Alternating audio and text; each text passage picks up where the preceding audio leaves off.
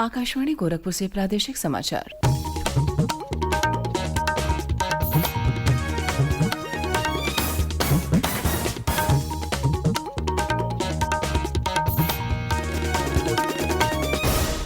नमस्कार, समाचार बुलेटिन के साथ मैं शिवानी अरोरा। पहले मुख्य समाचार। वकील उमेश पाल की हत्या के आरोपी पूर्व सांसद अतीक अहमद और उसके भाई अशरफ की प्रयागराज में गोली मारकर हत्या। तीनों हमलावरों ने मौके पर ही किया आत्मसमर्पण। सभी जिलों में बढ़ाई गई सुरक्षा व्यवस्था। मुख्यमंत्री योगी आदित्यनाथ ने घटना के तत्काल बाद पुलिस के वरिष्ठ अधिकारियों के साथ की बैठक।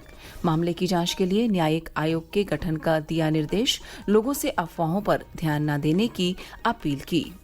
निकाय चुनाव के पहले चरण के लिए नामांकन का कल अंतिम दिन। सपा ने 6 नगर निगम में महापौर पद के लिए प्रत्याशी किए घोषित। रालोद ने भी अपने उम्मीदवारों की घोषणा की। और शाहजहांपुर में ट्रैक्टर ट्रॉली के गर्रा नदी में पलटने से हुए हादसे में 11 लोगों की मौत, 26 घायल। अब समाचार विस्तार से। वकील उमेश पाल की हत्या के आरोपी पूर्व सांसद अतीक अहमद और उसके भाई अशरफ की कल रात प्रयागराज में गोली मारकर हत्या कर दी गई। घटना उस समय हुई जब पुलिस दोनों को मेडिकल जांच के लिए ले जा रही थी। मीडिया कर्मियों के वेश में आए 3 हमलावरों ने प्रेस की मौजूदगी में दोनों भाइयों पर ताबड़तोड़ गोलियां बरसा दी, जिससे उनकी मौके पर ही मौत हो गई। तीनों हमलावरों ने तत्काल ही आत्मसमर्पण कर दिया। वकील उमेश पाल की हत्या के मामले में न्यायालय ने अतीक अहमद और अशरफ को 13 से 17 अप्रैल तक पुलिस रिमांड पर दिया था। न्यायालय ने पुलिस को दोनों भाइयों की नियमित मेडिकल जांच कराने का भी निर्देश दिया था। पिछले सप्ताह ही पुलिस अतीक अहमद को गुजरात की साबरमती जेल से और अशरफ को बरेली जेल से प्रयागराज लाई थी। गौरतलब है कि करीब 1.5 माह पूर्व प्रयागराज में वकील उमेश पाल और उसके 2 सुरक्षाकर्मियों की दिन दहाड़े गोलियों और बमों से हमला कर हत्या कर दी गई थी। इधर अतीक अहमद और अशरफ की हत्या के बाद प्रदेश के सभी जिलों में सुरक्षा व्यवस्था कड़ी कर दी गई है। मुख्यमंत्री योगी आदित्यनाथ ने घटना के तत्काल बाद लखनऊ में अपने सरकारी आवास पर पुलिस के उच्चाधिकारियों के साथ बैठक की। उन्होंने मामले की उच्च स्तरीय जांच का आदेश दिया है। मुख्यमंत्री ने 3 सदस्यीय न्यायिक जांच आयोग के गठन का निर्देश दिया है। श्री योगी ने लोगों से अफवाहों पर ध्यान न देने की अपील की है। उन्होंने कहा है कि अफवाह फैलाने वालों पर कठोर कार्यवाही की जाएगी। प्रदेश में पहले चरण के निकाय चुनाव के लिए नामांकन का कल अंतिम दिन है। प्रत्याशी नगर पालिका परिषद और नगर पंचायतों में विभिन्न पदों के लिए बड़ी संख्या में पर्चे दाखिल कर रहे हैं। राजनीतिक दल भी अपने उम्मीदवारों के नाम घोषित करने में जुटे हैं। समाजवादी पार्टी ने कल 6 नगर निगमों के मेयर पद के लिए अपने प्रत्याशियों की घोषणा की।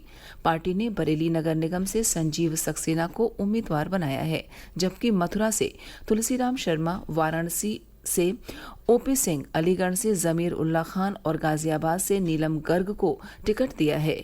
पार्टी ने आगरा से पहले ललिता जाटव को उम्मीदवार बनाया, फिर उनकी जगह जूही प्रकाश जाटव को अपना प्रत्याशी घोषित किया। वहीं राष्ट्रीय लोकदल ने अपने प्रभाव वाले इलाकों में नगर पालिका परिषद और नगर पंचायतों के अध्यक्ष पद के लिए उम्मीदवारों की घोषणा कर दी है। पार्टी ने कल पश्चिमी उत्तर प्रदेश के मथुरा, बागपत, मेरठ, गाजियाबाद, सहारनपुर, शामली, मुजफ्फरनगर, अमरोहा और बिजनौर जिलों की 31 नगर निकायों के प्रमुख पदों के लिए अपने उम्मीदवारों की सूची जारी की। भाजपा आज अपने उम्मीदवारों के नाम घोषित कर सकती है। वाराणसी में कल से शुरू हो रही G20 देशों के कृषि प्रमुख वैज्ञानिकों की 3 दिवसीय बैठक के लिए अतिथियों का आगमन शुरू हो गया है। वाराणसी के लाल बहादुर शास्त्री हवाई अड्डे पर कल कनाडा से आए 2 विदेशी प्रतिनिधियों का पारंपरिक ढंग से स्वागत किया गया।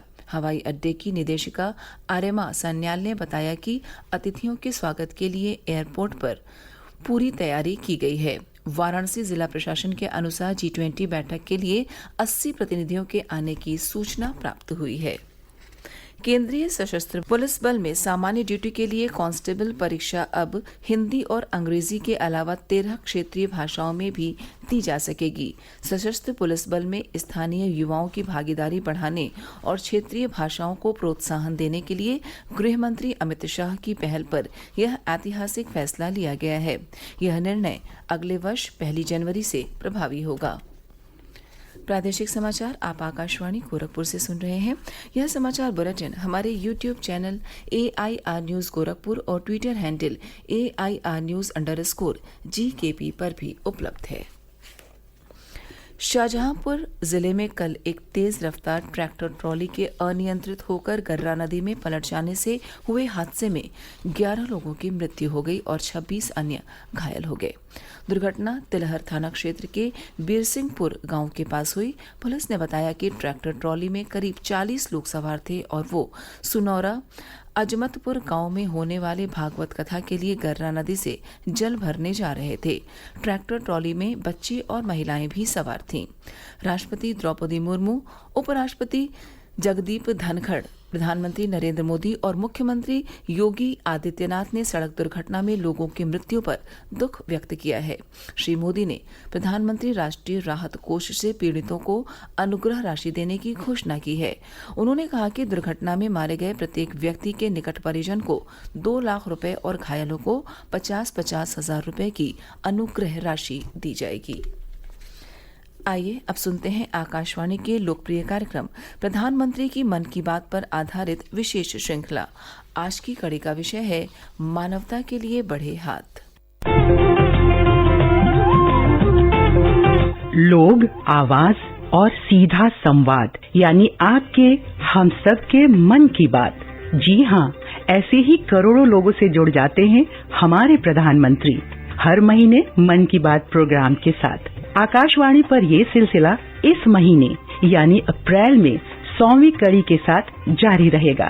इसी विशेष मौके पर मन की बात कार्यक्रम से प्रधानमंत्री के चुनिंदा संबोधनों को फिर प्रस्तुत किया जा रहा है।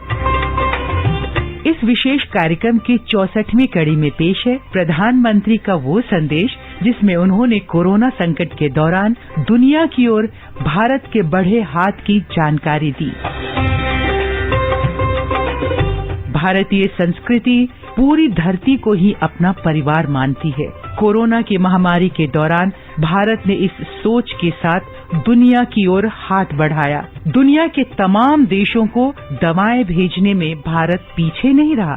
भारत के इस कदम की जानकारी देते हुए प्रधानमंत्री ने 26 अप्रैल 2020 को मन की बात में कहा कि मानवता के लिए भारत ने ये कदम उठाया है। संकट की इस घड़ी में दुनिया के लिए भी, समृद्ध देशों के लिए भी दवाइयों का संकट बहुत ज्यादा रहा है।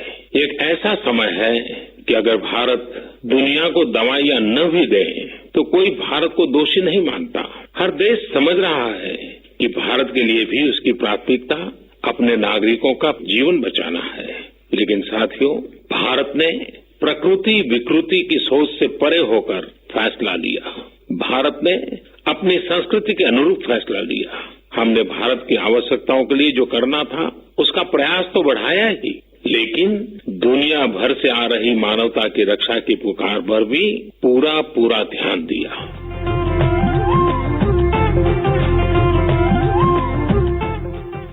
केंद्रीय इलेक्ट्रॉनिक्स और सूचना प्रौद्योगिकी राज्य मंत्री राजीव चंद्रशेखर ने कहा है कि संशोधित आईटी नियमों के तहत इंटरनेट पर सट्टेबाजी जैसी हानिकारक सामग्री की अनुमति नहीं दी जाएगी।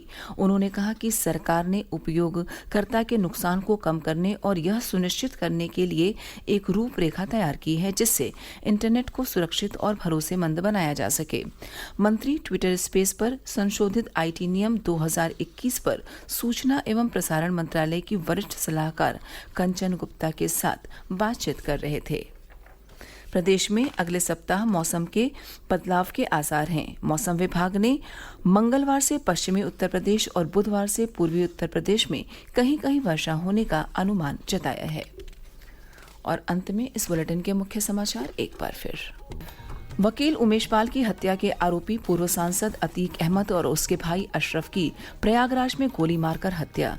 तीनों हमलावरों ने मौके पर ही किया आत्मसमर्पण। सभी जिलों में बढ़ाई गई सुरक्षा व्यवस्था। मुख्यमंत्री योगी आदित्यनाथ ने घटना के तत्काल बाद पुलिस के वरिष्ठ अधिकारियों के साथ की बैठक। मामले की जांच के लिए न्यायिक आयोग के गठन का दिया निर्देश। लोगों से अफवाहों पर ध्यान न देने की अपील की। निकाय चुनाव के पहले चरण के लिए नामांकन का कल अंतिम दिन। सपा ने 6 नगर निगम में महापौर पद के लिए प्रत्याशी किए घोषित। रालोद ने भी अपने उम्मीदवारों की घोषणा की। और शाहजहांपुर में ट्रैक्टर ट्रॉली के गर्रा नदी में पलटने से हुए हादसे में 11 लोगों की मौत, 26 घायल। इसी के साथ प्रादेशिक समाचार समाप्त हुए। नमस्कार।